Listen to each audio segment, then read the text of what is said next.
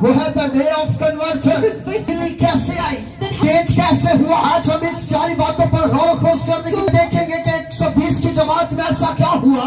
आज हम सब कुछ जानते हैं। आज हम ये जानते हैं कि अरशाद आज़म हमें कहा गया है, ये जानते हैं कि हमने जाना है और खुदा बाप, खुदा बेटे और खुदा रूह कुद्दुस के नाम से बपतिस्मा देना है। हम ये जानते हैं कि हमने उनको ये तालीम देनी है कि उन सब बातों पर अमल करे जिनका खुदा ने उनको हुक्म दिया है, और हमने ये तसल्ली देनी है कि खुदा दुनिया के आखिर तक उनके साथ है। मेरे भाई, मेरी बहन, आज बताना ये चाहते हैं, पहले मुझे और आपको कहा जाता,